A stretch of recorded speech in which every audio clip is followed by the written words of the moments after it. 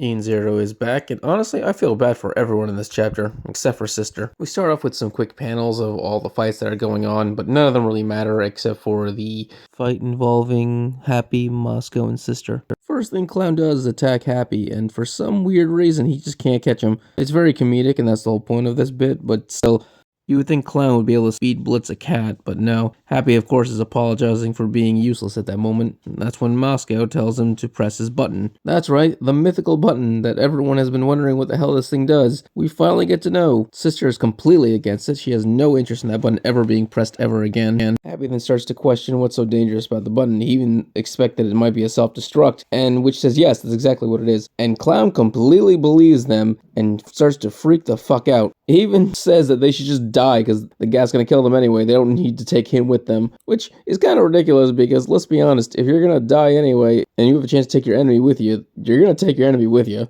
Moscow is able to convince Happy to press the button, which he does, and Moscow transforms into a old butler man. It makes no sense whatsoever. In fact, both Clown and Happy are completely confused on the transformation. How you can go from a fat sumo wrestler looking dude to a British style butler confuses me. So after Cosmo introduces himself, he then goes Sister and basically says hi to her. She orders him to take care of Clown, and his response is to step on her fucking head. As you can imagine, Clown and Happy are both confused out of their fucking minds because that doesn't make any sense whatsoever. Yeah, so apparently the man is Ivy's dom. He ties up Sister and just hits her a few more times, and she loves every minute of it because of course she does. I honestly never thought I would feel this way when I first read this chapter, but I feel bad for Clown. Like, the look on this man's face, like all he did was come to the ship so he can kill Ivory like he's programmed, and then try to escape as quickly as possible so he can escape the explosion. And this poor bastard has completely lost the plot. Or better yet said, the plot decided to shoot itself in the fucking head right before it dug its own grave, and then leaped in somehow as a corpse. I don't know how, but that's what happened with the plot, and Clown is confused out of his fucking mind. Cosmo then turns his attention to Clown because he hurt Ivy, and apparently only he's allowed to do that. Only he can dominate Sister, no one else. So he decides to tie him up and beat the shit out of him, and I think Happy might have had a stroke because he hasn't moved or said anything in the last 5 pages. Clown just experienced his worst day ever, and apparently Sister is enjoying her best day ever, so fuck it, whatever, I don't even know what to say anymore. So once again, we jump back to 20,000 years in the future, and we finally get to see what Clown looked like back then, and he was Sister's doctor. Sister isn't getting better, and so he's just a new treatment involving ether.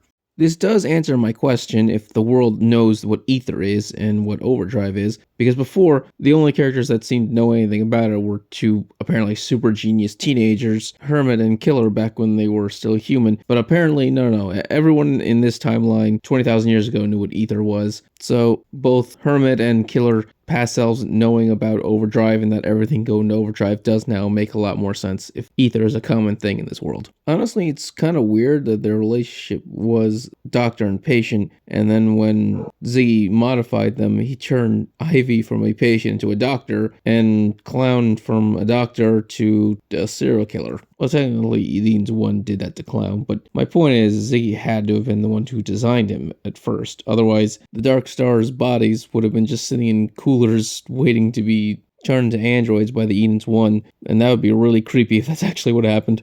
But anyway, if you enjoyed this video, please subscribe, give it a thumbs up so you can enjoy more Eden Zero and other amazing things. Thank you, and have a great day.